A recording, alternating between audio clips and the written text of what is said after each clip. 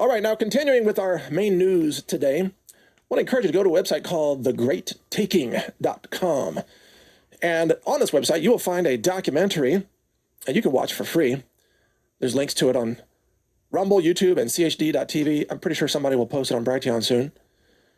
You can also follow the Great Taking channel on Twitter and Facebook, or you can download his book. This is from David Webb. Now, we have reached out to David Webb to invite him for an interview. So if anybody from his team is listening, look for that invitation, and we would love to get you on. Now, the subhead of this documentary is, quote, "Central bankers have a system in place to take everything from everyone." Yeah, that's something, right? That's a big deal. It almost sounds like that would be impossible, but I assure you that what David Webb is talking about is, in fact, quite true. So I'm going to play about 3 minutes of this film for you, which is really just an extended interview with David Rogers Webb. And I want you to get the sense of what he's talking about. Now, let me set the tone.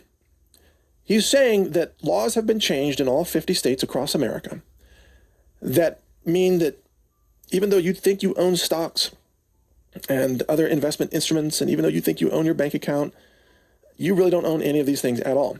And if you have loans on your house or your automobile, you don't own those things either.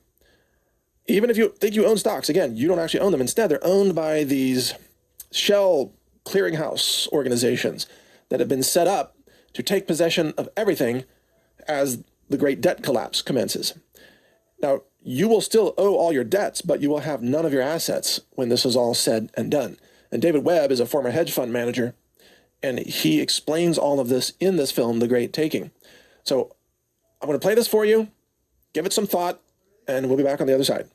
So in 2008, I noticed the first failure of a broker-dealer. So I was expecting there to be a lot of insolvencies, and I was paying attention. And the thing that shocked me was that the client accounts in this broker-dealer were encumbered in the bankruptcy estate of the broker. That never could have happened before. In all of the history of securities, they were personal property. And if the broker failed, you would say, "I'm sorry you're out of business. Here's where you can transfer my assets." That did not happen in this case. So I started digging into what could possibly have changed. And this was as serious as a heart attack, given that we were going into this meltdown at that time. That's when I discovered it had been done through changes to the Uniform Commercial Code in the United States. This had been done in all 50 states. So it was something that could be done very quietly over a long period of time and did not have to be done at the federal level, didn't draw attention. What they did was to create a new legal construct of a security entitlement. Now, prior to this, as I said, securities for 400 years were personal property. This concept of a security entitlement severed that. That's its purpose. So what people then have in institutions and pension funds, even sophisticated investors, all they have is an entitlement.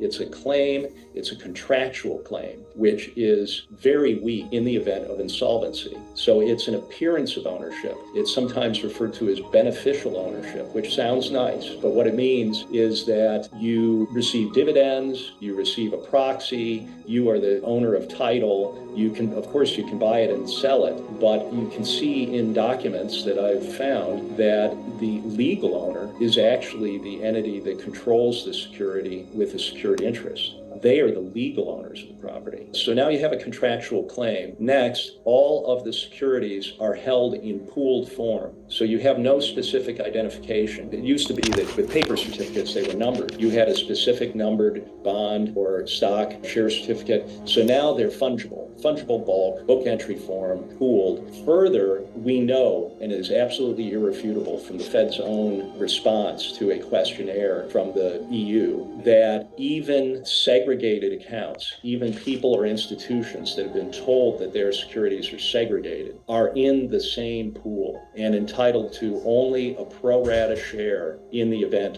of an insolvency of the custodian. So again, segregation is just an appearance. People are told that. It's an absolute subterfuge. And the shocking thing is that even sophisticated institutional investors do not understand this, or they don't want to know it. I really encourage you to watch this documentary.